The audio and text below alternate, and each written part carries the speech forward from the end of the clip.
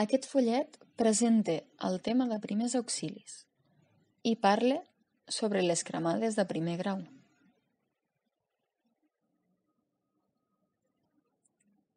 Com prevenir les cremades de primer grau? És important que poseu atenció al cuinar amb oli calent. Protegiu els objectes que siguin font de calor, com els endolls.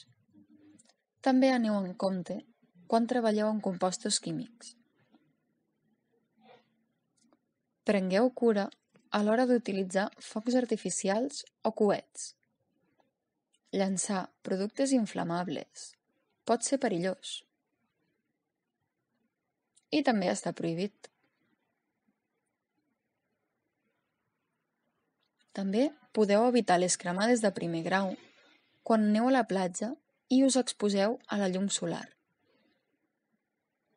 Podeu utilitzar crema solar o un parasol.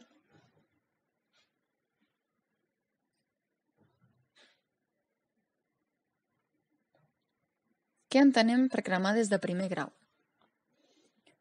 Afecten parcialment l'epidermis sense arribar a danyar les cèl·lules de l'estat basal.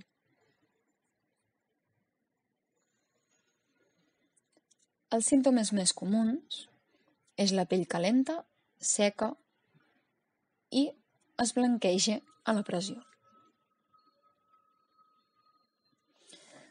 Un símptoma comú és un dolor intens. És important també donar aigua per beure si la persona ho demana perquè es pugui hidratar. Les zones més greus són la cara, el coll, les mans, els peus i els genitals. Com actuarem?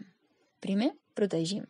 El primer que cal fer és separar la persona de l'agent que causa la cremada. Hem de retirar la roba, els anells, les joies, abans que la zona infectada s'inflami, provocant un edema. Segon, avisar.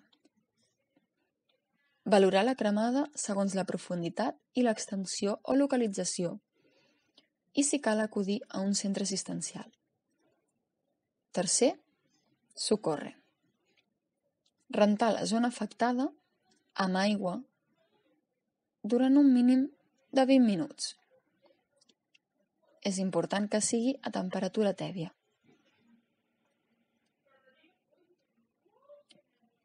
Aplicar crema hidratant, com podria ser l'aloe vera, la rosa mosqueta o altres. Cada 2 hores. I en 3 o 4 dies les molèsties i els símptomes desapareixeran.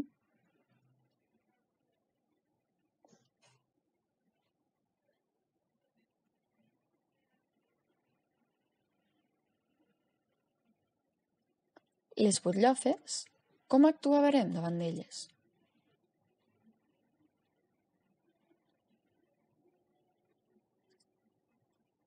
Si és més petita d'1 centímetre i la pell que la recobreix és gruixuda, és recomanable no trencar-la ni tocar-la.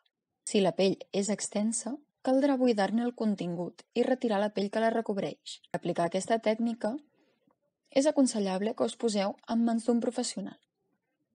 Com no hem d'actuar? Aplicant remeis casolans, com per exemple la mantega, l'ou o altres. Refredar o calentar massa a la persona afectada i la zona afectada.